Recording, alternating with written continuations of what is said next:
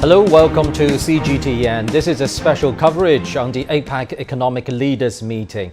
Leaders are gathering in Bangkok, Thailand for the 29th Asia-Pacific Economic Cooperation or APEC Economic Leaders Meeting. The gathering will take place from Friday to Saturday under the theme Open, Connect, Balance. The host country, Thailand, hopes to embrace inclusiveness and sustainability in global growth strategy, balancing between health, economy, and the environment. Now, for more on that, let's cross live to our correspondent Martin Low in Bangkok. Martin, you've been following this very closely. Tell us more about the major items on the agenda. Well, what's the most exciting thing at the moment is that right about now, the Chinese President Xi Jinping is due to touch down in his jet at Bangkok International Airport. He is perhaps the premier governmental leader who will be attending this summit. President Biden of the US isn't able to attend. He's sending his deputy Kamala Harris, but Xi Jinping will be here. He's being met in the next few moments by the Prime Minister. The President Xi Jinping and his wife will be met by the Prime Minister of Thailand and his wife. There will be obviously a greeting session, and then they will travel together, we think, to President Xi's first engagement, which isn't here at the APEC main venue where all the political meetings take place, but just down the road at a local hotel where there is a tandem summit taking place called the CEO Summit. This is where the politicians meet and discuss the future of world affairs. The CEO Summit is what it sounds like. It's chief executives and directors of major companies from across Asia and also all around the world. They always hold their meeting in tandem. A number of the senior politicians go and meet those businessmen, talk about shared concerns, and they try to plan a way forward. Now, in 2 or 3 hours' time, as long as President Xi is not delayed, he is due to make a keynote speech to that meeting of CEOs. That'll be the first thing that he does here on arrival in Bangkok. Now, we don't know the exact details of what that speech will contain, but we expect him clearly to be talking about things like post-pandemic recovery, economic growth, and particularly a big aim of this organization, APEC, is to try to create something they're calling the Free Trade Association of Asia Pacific. That would be a free trade zone of all 21 countries that make up the APEC grouping, and if that can be achieved, that would entail more than half of the global GDP, almost half of the world's population, and it would certainly be the biggest trading bloc ever seen in the history of the planet. Now, of course, APEC is primarily an economic organization looking to provide economic growth, but it does also look at other things like climate change and their effects.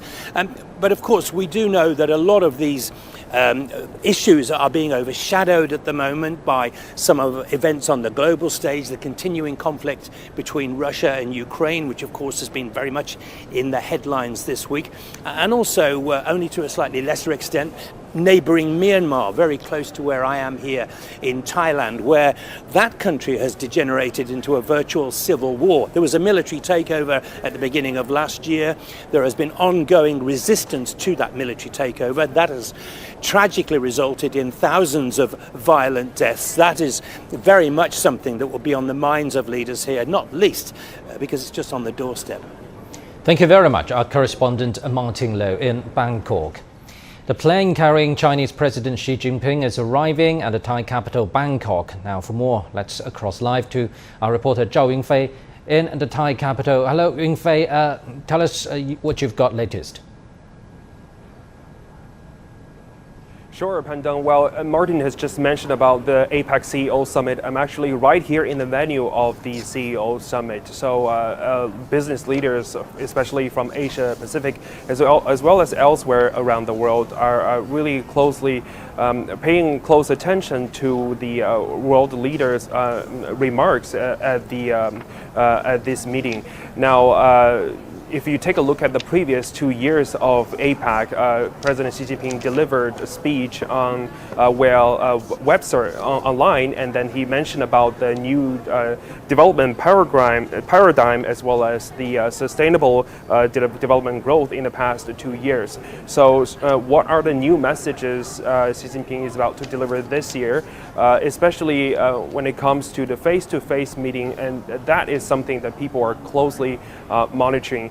And as you mentioned that President Xi Jinping is about to arrive in Bangkok, Thailand, and this year's APEC is first face-to-face meeting after the pandemic. So it's really a long time no see, and there is a great opportunity for the economies in Asia to further strengthen their ties. And there are so many topics that need to be discovered and discussed, and then this is also the first meeting. The Bangkok, Thailand is President Xi Jinping's last stop after his first international trip after the 20th CPC National Congress. Now, in the CPC National Congress, he mentioned a lot about China's foreign policy. He mentioned about how to build a great relationship with especially the neighbors. So kind of that is referring to the Asia Pacific. And he mentioned about further developing and strengthening opening up, and then all of those sustainable growth and all of those factors come down to the high quality development.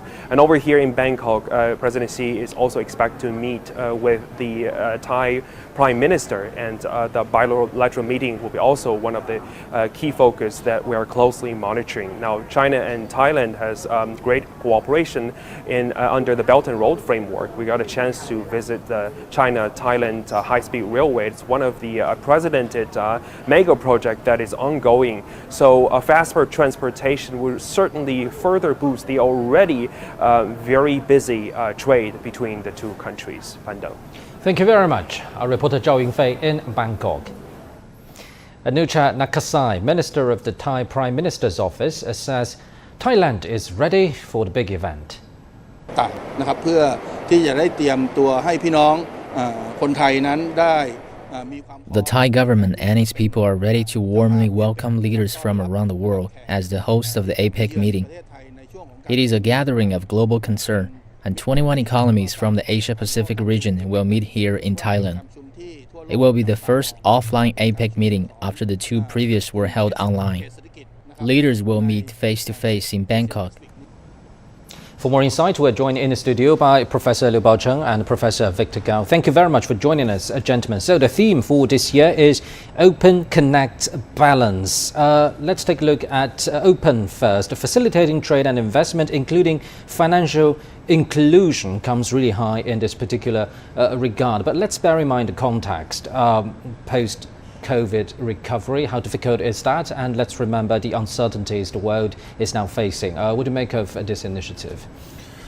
Well, definitely the world, and particularly the Asian Pacific region, does really crucially require openness, inclusiveness, and connectivity, and of course balance, because for almost 4 years there has been disconnection, I should say, due to the COVID restrictions. Fortunately, in this region, we have for decades maintained a peaceful environment, and that's why the Asian Pacific region becomes the locomotive for global growth, and there is also a huge potential of the capacity that can be further developed to shore up the global recovery.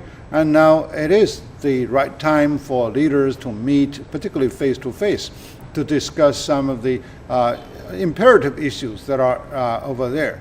Yes, we have achieved quite a lot, particularly through the free trade agreement, and then it was rounded up in the regional comprehensive economic partnership, and many countries have also teamed up for the CPTPP, etc. And now there is new developments that need all the leaders to really to harness their consensus of whether it's not only the regional development, but also what would be the global norms that can be governed in terms of the international order, and what can we do together to deal with the public issues like climate change and also to bring up the higher level development and in order to narrow the gap between different development stages among the G20 countries and the APEC countries altogether. So now, there is also a problem of geopolitical contention that is going on. The Ukraine crisis and Burma is not really at rest, and how we can really, build also consensus on keeping peace over there. And lastly, I think that issue is something that is there to plague some parts of this region. So therefore, how they can really coordinate to make sure that the capacity can be brought up in order to answer the debt, or some of the countries can trim the debt so that countries can really stand on their own feet for recovery and development. So let's talk a little bit more about trade. Professor Gao, we know it's quite dynamic in this region. We've got RCEP, the world's largest free trade agreement, and of course CPTPP is in active discussion, and also trade within ASEAN. And we know that many of the member economies of APEC are also signatories to all those deals we've mentioned. Clarify this dynamic for us. Well, first of all, in today's world, the Asian Pacific region is the most dynamic and fastest growing regions in the world. In a sense, the Asian Pacific region is the gravity of the global economic development. And it is expected that in the coming 5 years to the 2035, let's say, or to the middle of this century, Asia Pacific region as a whole will continue to be the most dynamic region in the world. Now, you mentioned openness is very important for APEC because there is a tendency to close down, to divide the APEC countries into opposing groups, to set up barriers between countries, for example. And all this is against the principle of openness. And I think for APEC to emphasize the principle of openness is absolutely important, because this is the right thing to do, and this is just the opposite of what some other countries are proposing or advocating or even forcing the APEC countries to do. They are not embracing openness, they are actually instigating for closeness, to separate into opposing blocs. And I think this is very, very important. Now, as far as China is concerned, China is very much part of APEC, and China is very much open-minded in cooperating with all countries in the APEC region. Another thing very important to emphasize is that APEC is for the substantive work. It is not based on ideology or political system or value systems, etc. It's basically a place, a level playground. All the countries in this region can participate on equal terms. And this is very much opposite some other version of framework that other countries are promoting, which is divisive, which is ideologically driven, which is building up a framework in opposing other countries, for example. And I don't think this is what this region needs. This region really needs openness, inclusiveness, as Mr. Liu now mentioned, embracing each other, for example. Also connect, that leads to another crucial part of the theme. What do you make of the prospect here? Because according to the official statement from the host country, Thailand, it focuses on safe and seamless resumption of cross-border travel, tourism, services sector, and so on. I think in the aftermath of this APEC summit, there will be a new beginning of vitality for the APEC region. I think all countries, including China, will need to really do fundamental readjustment to the anti-COVID policies, which will lead to greater opening, opening up between borders. But let's also remember it's based on safe as a precondition. Right? Absolutely. We also need to guard against commingling of the virus and the flu in the winter. However, I think the overall indications seem to be that there will be greater openness after the pandemic. And then we expect that exchange of goods, services, finance, ideas, information across border will really pick up. and 2023 will be really very much of a booming year for the APEC region as a whole. Well, Professor Liu, do you think the very idea of connect only refers to a physical flow of people, goods, and even capital, and so on? But what about a connect of policy making and decision making? Well, actually, we proposed 5 types of connectivities in terms of finance, trade, investment, and policy, and also people's heart. I think on the cultural part, thanks to the heritage of the Asian culture, particularly the Confucianism that is there to soften a number of conflicts that might have really caused attention in many other cultures.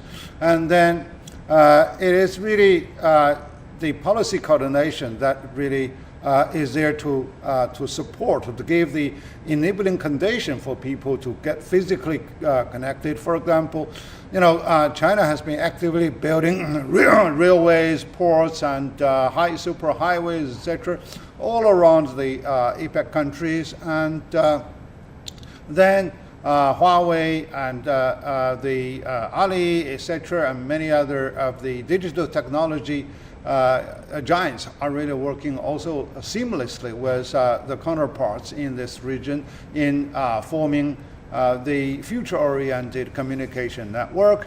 And now, like my university, we are hosting more than 400 international students, and big majority come from the APEC and also G20 countries. And so, by sharing ideas and by really, seeing something that is eye to eye, and that can really give people more confidence in their trust and in their collaboration. So, right now there are forces that are trying to shop favor over the Asian Pacific region, and by teaming up some, value blocks or political blocks.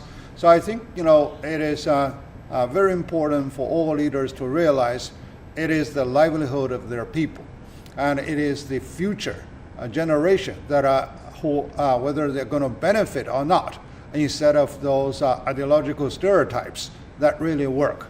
So I think now there can be some fruition over the consensus and over specific actions that can be there to benefit this entire region and benefit the people of their own constituency after this meeting. Right. Talking about initiating new ideas and exchanging them, we noticed that initiating a refreshed conversation on the realization of FTAAP is included in this year's agenda. Tell us a little bit more about that, because we recall that it was initiated years ago, conversations on that. Now, the entire essence is really aiming at deepening the regional integration by streamlining some of the roadblocks that are in the way of a free flow of economic resources in trade and investment and in travel of those people and technology transfer, etc. So there have been a number of initiatives over there, and now what is highly successful is the Regional Comprehensive Economic Partnership. And actually in 2014 in Beijing, we raised this issue of free trade agreement Asian Pacific, and that is more of the Chinese initiative to be, actually this is more inclusive, covering 16 countries. There has been a number of dialogues that follow up, but it has not been substantialized as really a fixed type of terms and conditions. So therefore, under now the RCEP, under CPTPP, and if we are able to have this type of FTAP getting really substantialized, including the United States in this, so this region will get more inclusive, and this can really prevent some of the countries that are trying to steal partners and trying to play a divisive force that is there, something that all leaders should really guard against. Professor Gao, what do you make of balance? From the official wording, it's more about exploring sustainable economic models, focusing on climate change and serious environmental challenges in the region. What would you say are the main challenges regarding all these sectors ahead? I think a balanced development is the key going forward. And when we talk about balance, I think we need to remind ourselves that development itself is not one-dimensional. For example, years ago, we talk about development as if that's the only thing we need to care about. Whereas, for example, gradually we have a better understanding of the importance of environmental protection, climate change, etc. So, balanced development means, for example, while we need to maximize our balanced development opportunities, we also need to do our best in environmental protection so that eventually there will be actually better results, more maximize the results. We have higher growth, greater benefits for the people, but also greater environmental protection. And people, according to the Chinese government's definition, will live in higher quality of development. And I think this balanced concept applies to many other things. For example, when we use energy, and we cannot live or produce without using energy, but how can we achieve a more balanced use of energy? For example, fossil fuel, together with increasing amount of new and renewable energies, for example, we need to move around. Ground transportation, car, etc., very important. But I would say a more balanced way of transportation would be traditional fossil fuel cars gradually declining, and the new and renewable sources of cars, for example, electronic vehicles, etc., autopiloting vehicles, more on the rise. So eventually there should be a more balanced mix for ground transportation, for many other things. Now, Professor Liu talked about the high-speed railway, etc., etc. This, again, is a balanced development.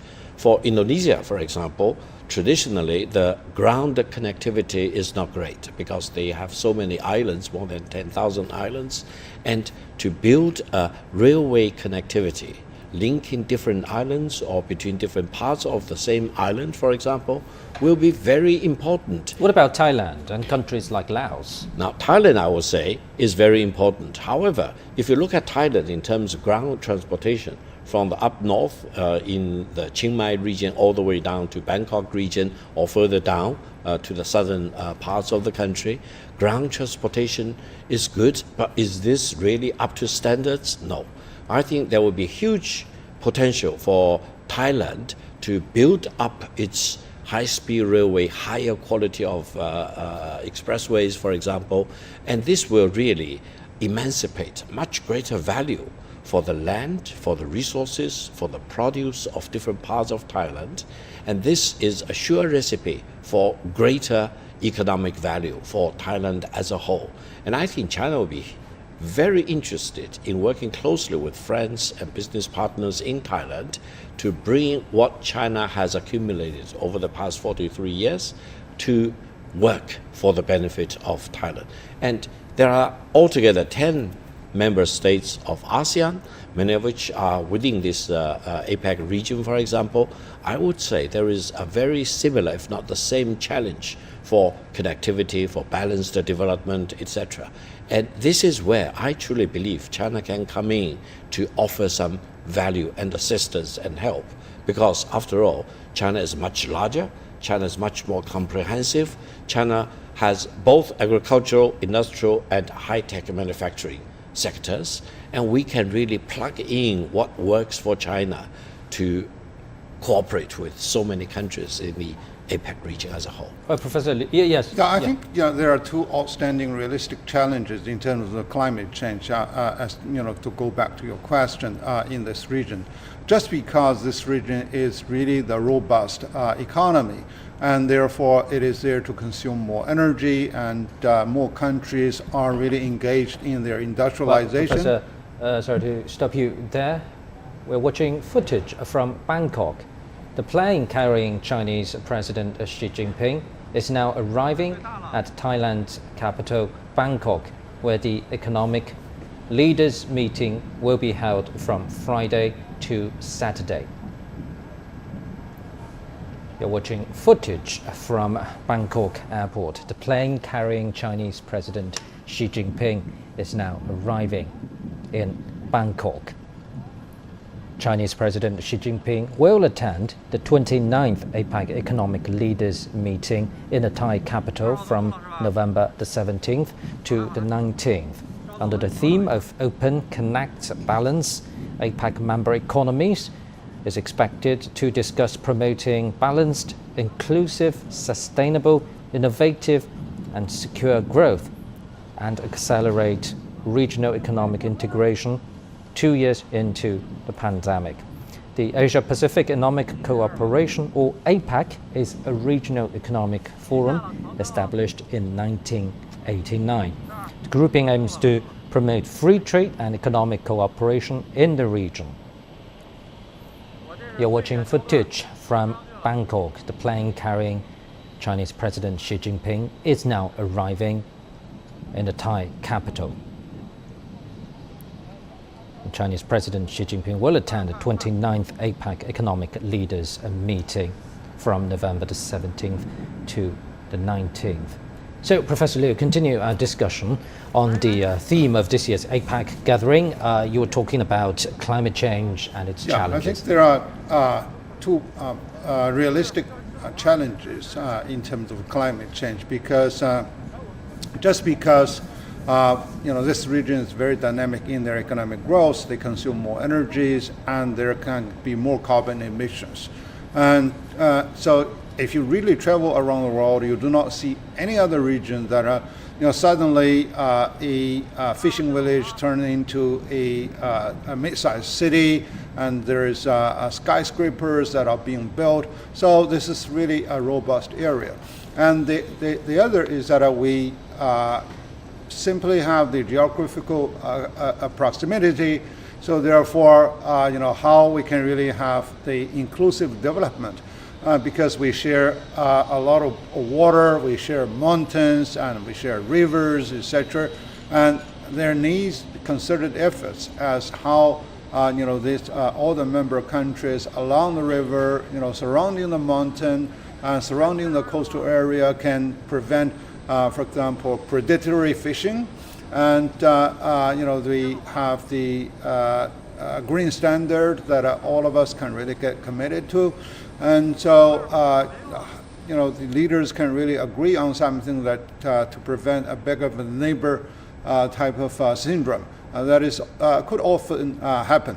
And fortunately, we can see that some of the border issues have been resolved on a very amicable basis. And so, there are a number of NGOs, and there are also foreign forces that are trying to instigate some of the disruptions. And so, there has to be a more close rule-based, the norm that can prevent some of the disruptions that are there to disturb the people's commitment to the climate change.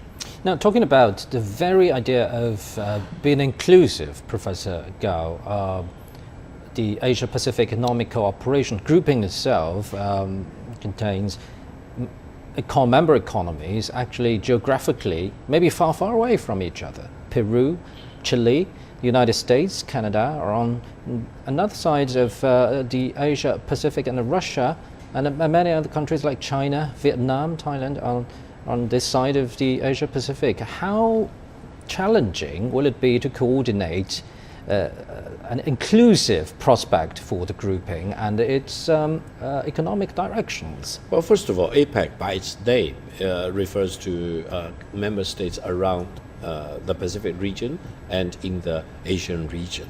And that means that all countries involved, for example, you mentioned Canada, US, Mexico, and all the way down to Chile and Peru, for example, they are all along the Pacific coast. And then on our part of the world, starting from Russia all the way down to South Republic of Korea, Japan, China, ASEAN, etc., all the way down to Australia, New Zealand, etc. So this geographical focus has its own logic. And I think it's also open-minded. It means if you are in this part of the region, you're more or less automatically qualified to become a member. It is not ideologically driven. It does not have an artificial litmus test to see whether you are allowed in or whether you are disqualified by my benchmark, etc. This objective benchmark is crucially important, and this is very much of a part of being open.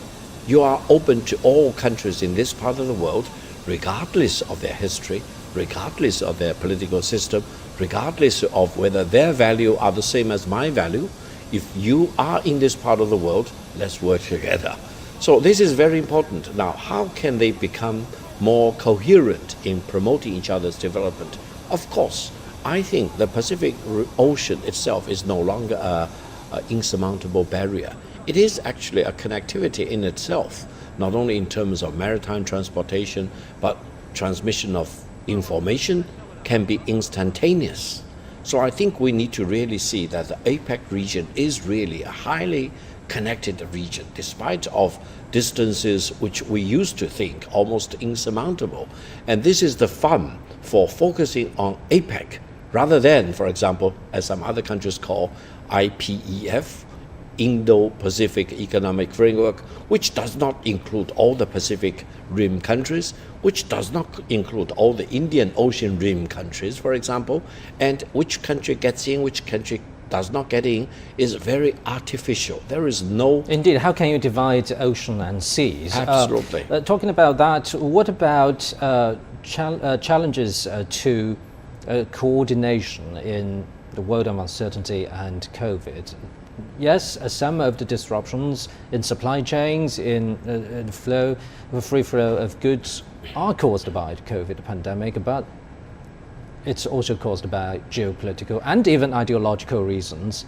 How to address those challenges? Absolutely. I think for APEC, one thing which is absolutely the most important thing is to remain open and don't get involved in ideological struggles between certain countries, never pick up the Cold War mentality, always treat member states in this part of the region as equal, encourage maximum cooperation rather than, for example, being hijacked by a Cold War mentality. This is absolutely important, and this needs to be emphasized regardless of the pandemic.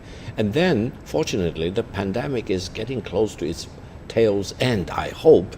And then once the pandemic is behind us, we should do better job in resisting the temptations or the imposition of this Cold War mentality on APEC member states, without being able to become very independent and doing a strict job in resisting the temptation of a Cold War mentality. Then I think our peace, stability and growth in the APEC Pacific region may be forfeited. Well, bearing that in mind, Professor Liu, in pragmatic terms, our correspondent earlier also mentioned this initiative for this year's gathering, the discussion on a free trade association among APEC economies. What do you make of the prospect of that? Actually, the consensus are already there, and because the benefit has been so substantial by teaming with each other on a free trade basis, and China actually also is one, on one hand, a great beneficiary to the free trade arrangements, and both on bilateral and regional basis, and also China is a great contributor to play with the rules. So right now we have we can see that the world economic order is gradually evolving. Multilateral trading system like WTO is still there, but it cannot really have a catered solution to the regional collaboration. So therefore, it is at least there to augment the deficiency of the WTO by teaming up on its neighborhood and also on the Asian Pacific region, which is also has a huge capacity. And specifically, we can see that by reducing tariff, below 10%, and that is something that can really give businesses and individual consumers a great benefit. And also that by facilitating the inspection process, quarantine process, and that's a substantial cost cutting for many of those businesses. And then, the technological collaboration, particularly aiming at the digital economy, is really there to usher in a large potential for these countries to work together. So I think, from the tonality we can notice from the G20 meeting, and this the sort of tension across the Pacific is being somewhat moderated, or if not moderated, but managed. So therefore, we can see that the following APEC can really carry on such a spirit and bring something that is very concrete to harness the relationship and also to build a more predictable rules that members can really follow. So APEC has been there for so many years as a platform.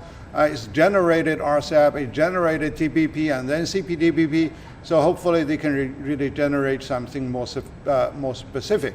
So now, for example, the certificate of origin is already being implemented with high efficiency within RCEP, and how can we really deepen or upgrade such sort of collaboration? Professor Gao, tell us more about China's ideas, proposals and initiatives in this big picture. Take, for example, in just the concluded G20 summit in Bali, the digital transformation has been reiterated, its importance, of course. We know it was first included into the G20 agenda in the Hangzhou summit years ago. Tell us more about China's initiatives. Well, I think China now is a champion of digital transformation, and China believes that everything that still applies to the APEC context, do you think? Absolutely. APEC as well as to the G20 framework. I think China's belief is that everything we do traditionally can have a digital dimension added to it. And going forward, data which we generate on a daily basis can become a very important factor of production. It used to be the case that data is very separated and it's not aggregated and assembled together in a coherent way. But going forward, data itself will be key to, let's say, a megaverse or AI-based robotics, for example, and it will be a very important driving force for economic growth going forward. And then it is true that between and among countries there is a big digital divide, and President Xi Jinping talked about that in Bali during the G20 meeting, and I think he probably will also talk about that at APEC summit. That is, there are countries which are less advantaged in terms of digital economy, and other countries which are really very fast moving forward. We need to bridge this digital gap. And within any country, there is also a huge digital gap between those who have it or can afford it and those who simply don't have it. We also need to narrow that. So digital gap need to be narrowed within countries and on the global scale. And I think going forward for G20, for example, as well as for APEC, if we can come up with a framework of digital transformation, digital emancipation, for example, the productivity will be enhanced tremendously. Professor, we have to stop you right there. You're watching footage from Bangkok. This is the plane carrying Chinese President Xi Jinping and his wife Peng Liyuan. Now the two are stepping out of the plane. Chinese President Xi Jinping and his wife Peng Liyuan have arrived at Thailand's Bangkok airport. President Xi Jinping is there to attend the 29th APEC Economic Leaders meeting and visit Thailand from this very day to Saturday. And besides attending the APEC gatherings and events, he will also hold formal talks with Thailand's Prime Minister Prayut Chan-o-cha, and we understand that Thailand's Prime Minister is at the airport to meet Chinese President Xi Jinping. So, Professor Gao, you were talking about China's initiatives and proposals in this complex world. Absolutely. And then when we talk about digital economy, there is a whole range of things that need to be assembled and to be developed at the same time. And for example, electronics and the semiconductors, for example, and also new ways of collecting data, storing data, processing data, and then reproduction of data and transmission of data and sharing of data to as many people as possible. And in that regard, for example, the e-commerce platforms that China have very successfully pushed forward, digital payment, digital settlement, and then even, for example, the sovereign-backed digital renminbi, which will be really a major milestone event in global finance, for example. All these are parts, bits and pieces of this digital future that we are talking about. And I think in doing this, hopefully no country will be left behind. Whether you have the industries or manufacturing capacities or R&D capacities, etc., that's another thing.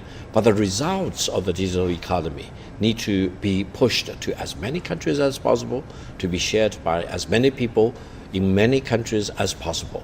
That should be a better and more balanced way of developing digital economy in the future. Well, I think in Yes, addition Professor. to it, for the digital economy, it is really up to more of the non-government sectors that contribute a great deal, not only in terms of the technology, but also, for example, within APAC, they have the e-commerce association that is there to combine different type of institutions on a non-governmental level, and they have been doing very successful in self-disciplining and also in stamping up corruption over internet, and also to prevent the counterfeit goods, etc.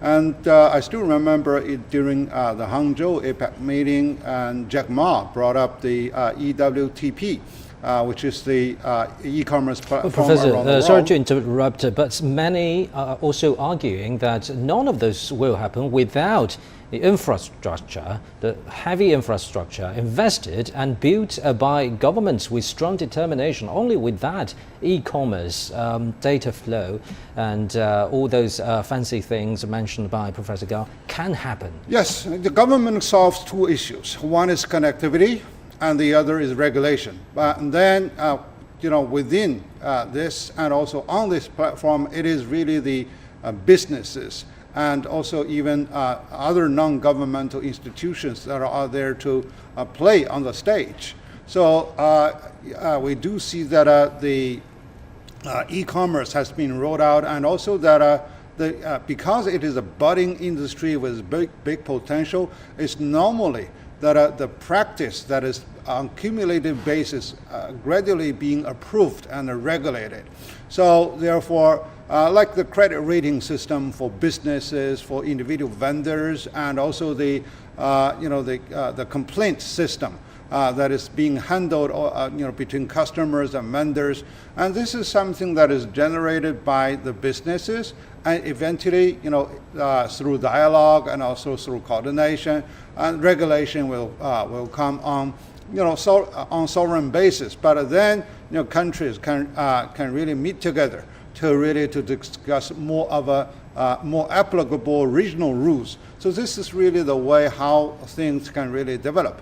So so far, the one challenge is that despite of all the consensus how important is digital economy, countries have very different attitudes with regard to where is the border of national security or data security versus data efficiency.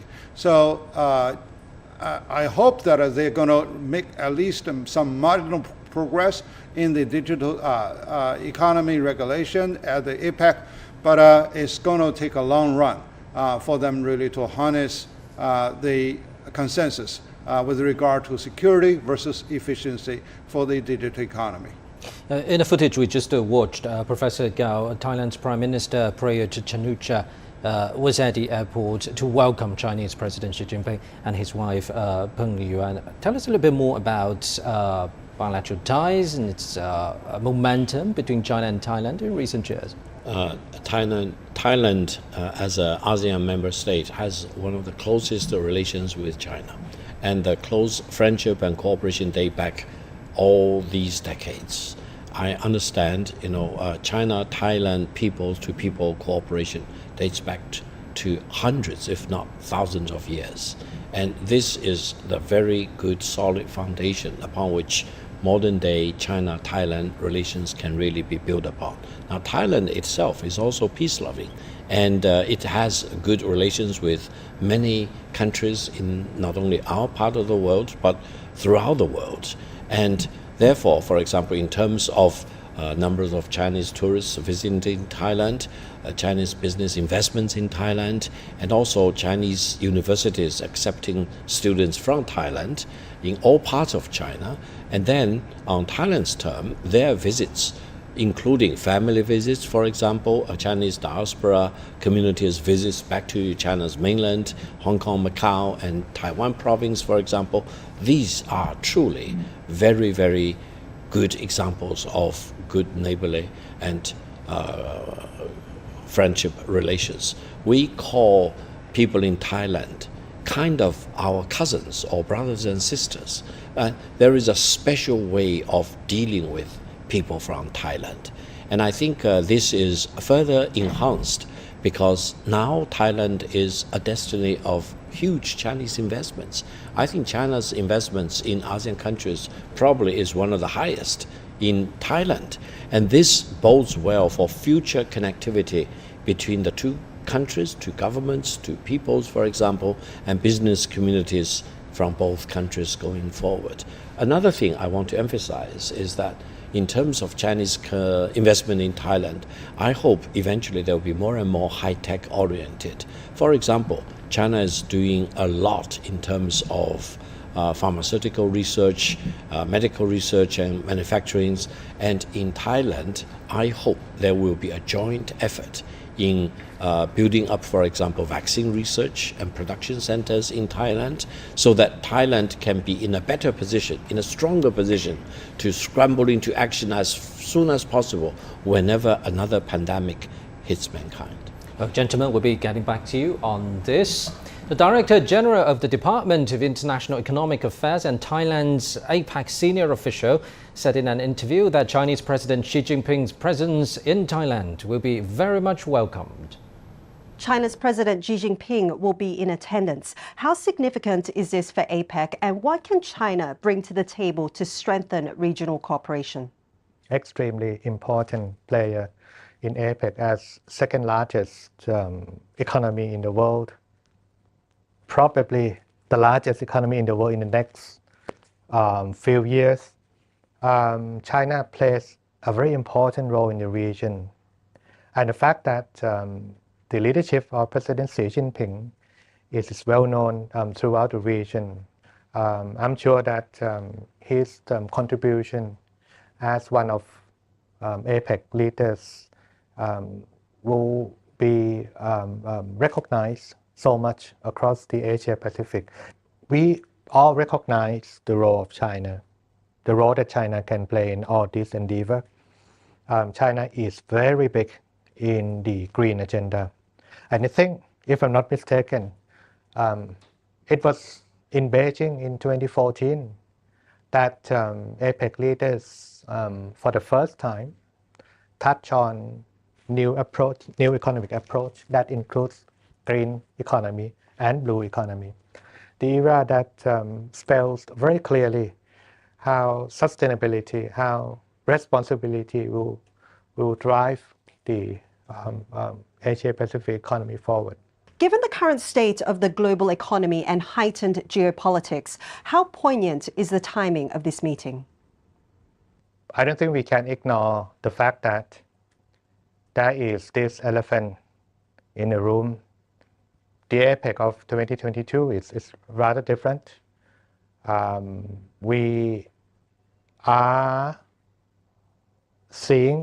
witnessing a growing sense of geopolitical element in the APEC process. And now we faced with a big question of how to make sure that APEC stays relevant and, most importantly, continues to make an impact. And of course, we cannot do that without major players, major economies like China. And that's where we want to have a really constructive conversation with all economies under the leadership of China as well. Chinese President Xi Jinping has arrived in Bangkok for the 29th APEC Economic Leaders Meeting. The Chinese president is expected to address the meeting. His speech will elaborate on China's major proposals to deepen Asia-Pacific cooperation and promote regional and global economic growth. His visit to Thailand from November the 17th to the 19th is at the invitation of Prime Minister Prayut Chan-o-cha of the Kingdom of Thailand. The two countries' leaders are also set to hold formal talks. Professor Liu, what's your take on the development of bilateral ties between China and Thailand? Well, to forge a good bilateral ties, at least the two partners should be peaceful enough. I think they, both China and Thailand, really qualify for this one. So they maintained a political stability, and people are really peaceful and moderate, but very much resolved for economic growth and also to have the shared culture with China. And actually, we have been very creative in, having a barter trade in today's environment, between rice and railways, and so that has been very successful. And for so many years, I've been offering training program for both their government officials and also their students. And I really like them because, they are very respectful, of course, but more importantly, that they do very quality work. And so they will be there to contribute. And I think one very important industry is the tourism. So actually, one of my students is running in Thailand a tour agency. They particularly cater to the Chinese tourists. They said, without Chinese tourism, Thailand economy could be fractured to a big extent. And then, agricultural cooperation. Even the Chinese rural farmers know that they cannot really compete with the Thailand rice. But how can really these two countries collaborate in terms of the agriculture, in building building a mechanism to share, from seeding to fertilizing to growth, etc. And then fruits are something that is highly favorable in China. And so, of course, from China, or construction power, or home appliances, and now Victor also mentioned about some of the high tech. And so, how we can really shape more of the content in the China-Thailand economic park over there. And then, so I think the bases are already very strong, and how we can really tap into further deepening of the bilateral ties, at the technology level, beyond the trade and investment, and also at the people level, so that we can get more integrated. And then the investment protection treaty can be also updated to give investors more of the confidence. And then streamlining of the visa process, etc. That can really help the free flow of the people, both scientists and engineers, and also workers. So I think there's some of the minor issues that can further improve our efficiency of working together. Well, going back to the Asia-Pacific context, Professor Gao, China has been calling for establishing a community of shared future in the Asia-Pacific. What's the essence of this idea? I think China's advocacy of the community with a shared future for mankind not only applies to the APEC region, but to the whole world, meaning that every country, big or small, need to respect each other, deal with each other as an equal, and inclusive development to be promoted throughout the world and within the APEC region, for example, throughout to all member states. And then I think there should be a multilateralism. There should be opposition to single power hegemony, for example, imposing its will on all the others. And then the common prosperity for mankind as a whole will be maximized if, for example, different countries put their heads together to promote common development. And I think this policy is really the future for mankind as a whole, because I think in the world of today, no country wants to be subjugated to another country. Every country wants to have its own independence of mind to make its own judgment as to what works for itself and what system, for example, or values that their people want to have. And no one really wants to have another country imposing its will or political system onto my own people. So I think this really is very elegant, but it's also very simple, very straightforward, and I think it caters to the requirements of all people in the world today. Thank you very much, Professor Victor Gao and Professor Liu Baozheng there. That's it for this special coverage on CGTN. I'm Pandong in Beijing. CGTN will keep you updated on the APEC Economic Leaders Meeting throughout the rest of the week. Stay tuned.